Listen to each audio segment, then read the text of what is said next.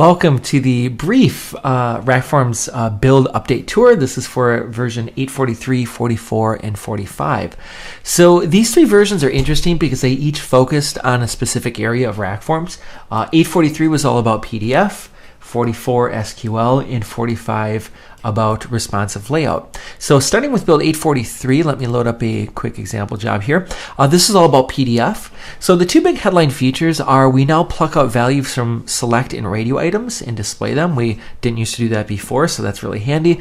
And we also support PDFTK. If you're not familiar with PDFTK, it is a free library of tools that works on PDF files, and it runs on basically any server, Windows, Mac, Linux.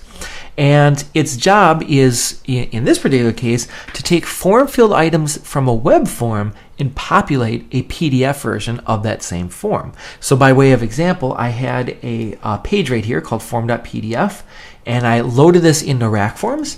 I then added a submission page and a PDFTK module. I then told RackForms where the original PDF was, and in my Windows virtual machine then I basically ran that form through to the submission page, and then this is the PDF that I got out. In other words, it takes all of those form fields, checkboxes, items, checkbox items, radio, select, etc., and it just populates a PDF with that information. This is going to be hugely beneficial for users that have PDF workflows. The other big class of feature here in build 8.44 then was SQL.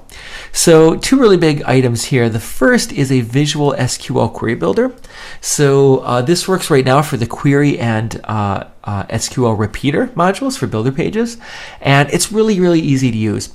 If I want to build a query that runs, let's say, this guy right here, and maybe I want to populate this text field right here with somebody's name, all I have to do is click on the Visual SQL Query Builder, grab the table where I want to grab some information out of, say, yep, select the name, and then I can then essentially run this query. We could see here that I'm going to be returning all the name values, and I can use the handy database pre-populate mode right here to actually pluck out the dynamic first name right there. So really handy.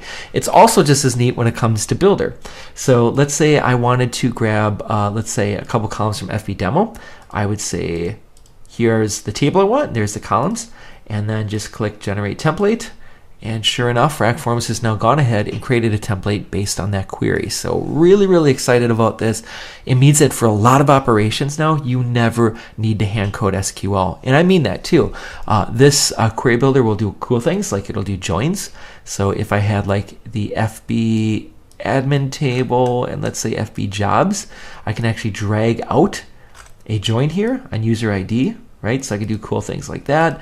Support it. I can assign column aliases, group them, set where clauses, etc. It's really powerful, and it's going to essentially mean that you don't have to write SQL in a lot of cases now.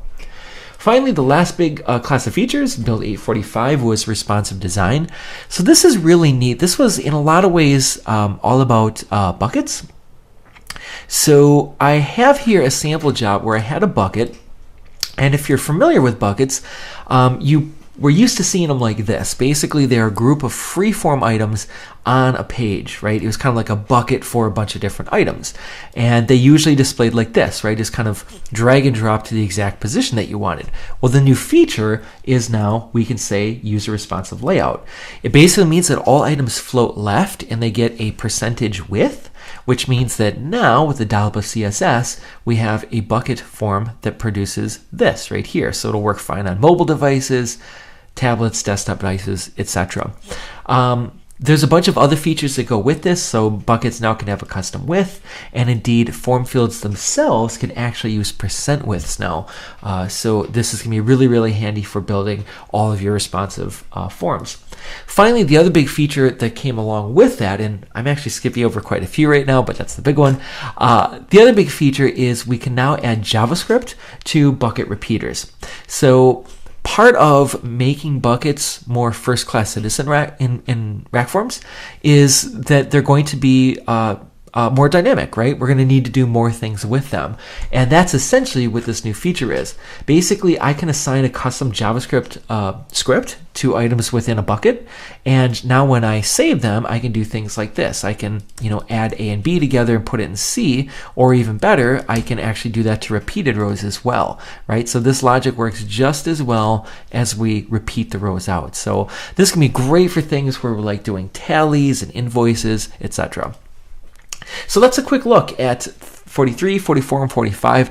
Again, a lot of things I've skipped out on here just for the sake of time, but there is a ton of goodies in here. All of it is meant for working with responsive forms better, writing SQL easier, and making PDFs more powerful. Oh, and I should actually mention the last big feature here. Kind of skipped over this.